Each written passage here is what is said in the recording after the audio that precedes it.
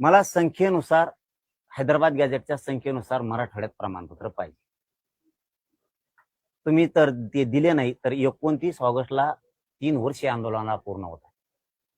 एवढी मोठी लढाई दीर्घकाळ कधीच राज्यात आणि देशात चाललेली नाहीये.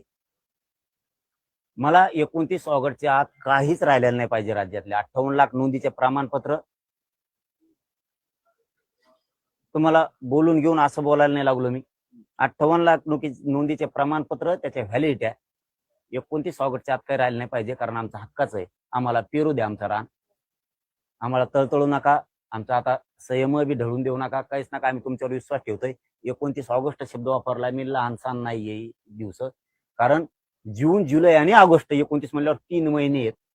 याच्या आत मला 58 लाख नोंदीचे प्रमाणपत्र आत म्हणतोय, प्रमाणपत्र त्याच्या व्हॅलिडिटी पाहिजेत.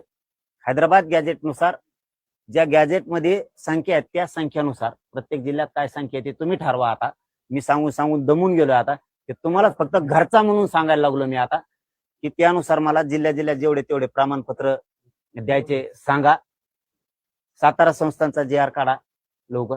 हे 2-3 विषय जे आहेत आणि केसेसचे हे जर झाले नाही तर मी शेवटचं आमरण उपोषण करणार 29 ऑगस्टला. माझा नाविलाज आहे. मी तुम्हाला कोणालाही येऊ देणार नाही. मी थकून गेलो. माझं शरीर बी दमदारी नाही. बघा, मी काल दुपारी सुद्धा सलाईन घेतला. इतकं माझं शरीर कामातून गेलंय ना, सलाईन लागणार म्हणून आता हाताला दंडाला लावा लागलेत माझ्या दंडाला लावा लागले आता, इकडं कुठं लागणार म्हणून. मी तुम्हाला खरं सांगतो, मला माझ्यात लढायची पण क्षमता नाही राहिली. इतकं माझं शरीर खचून गेलंय. मी शेवटचं टेकणार आहे आता त्या दिवशी, कारण 3 वर्ष पूर्ण होते. माझी ऐकण्याची क्षमता नाही राहिली सरकारचं बी. मला तुम्हाला बोलायचं पण नाहीये. मला तुम्हाला नाव बी नाही ठेवायचं. ना शिंदे साहेबाला ठेवायचंय, ना अजितदादांना ठेवायचं, ना तुम्हाला ठेवायचं, ना फडणवीस साहेबाला ठेवायचं, विखे पाटलाला. मी आता हे शेवटचं 29 ऑगस्टला फायनल उपोषण आंदोलन करणार आहे. त्याच्यात जे व्हायचं असेल ते होईल. नसता त्याच्यात तुम्ही मात्र मराठ्यांच्या लेकराच्या डोळ्याचे अश्रू पुसा. नसता मला सहनच होत नाही. आता हे अधिकारी लाबाडकी करतात का कोण करतात मला काहीच माहित नाही.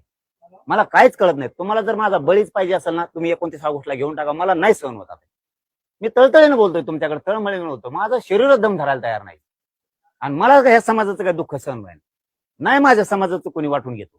आम्हाला नुसतं मंत्रिमंडळ द्यायचंय तर काय राव विरोध चाललाय तिथं मंत्र्याचा, त्या ओबीसीच्या 2-3. तुम्हाला ओबीसी मंत्रालय दिलं राव, मला माहित होत नाही असं थोडं. मराठ्याला काय करायचं म्हणजे ओबीसी मंत्रालयाचं, त्यांना आहे ना उपसमिती. मग तुम्हाला नाही का बावनकुळे साहेबाच्या अध्यक्षतेखाली उपसमिती? का जाळ तयार तुम्ही? तुम्हाला काय घ्यायचं घ्या. तुम्हाला हजारो करोड रुपये घ्या ना, आम्ही कोण नाही म्हणतो. माझ्या लेकराला का रोखता तुम्ही? आम्हाला नाही का अधिकार प्राप्त? त्यामुळे मला ना माझी लढायची सुद्धा क्षमता नाही राहिली. आता पश्चिम महाराष्ट्रात गेलो मी. आता काय लोकांनी मला प्रेम दिलं राव. त्या सांगा मला 35,000 नोंदी नाही घालत कराडच्या कम रोखून धरल्या. कमून सांगा, द्या उत्तर मला त्याचं.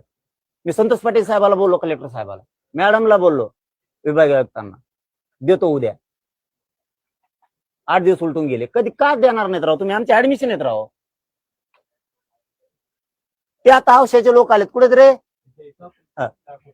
चाकूरचे, लातूर. 7 महिने झाले नोंदी सापडले. दाखवू द्या, बघू द्या, लाड बोल बघू द्या. मी किती तळमळीन करतोय का, मी सरकारला कमवून बोलतोय का मुद्दाम बोलतोय? मुडीच येत राव. या मुडीच्या तरी द्या ना, मुडी लिपीच्या तरी देणार राव तुम्ही. कशाला लोक मारता राव? मुडी लिपीच्या आहे ना, मुडी लिपी. काय करतो राव तहसीलदार देव? काय करतोय ते कलेक्टर? हा, तुम्ही आमचा 7-12 नाही समजा.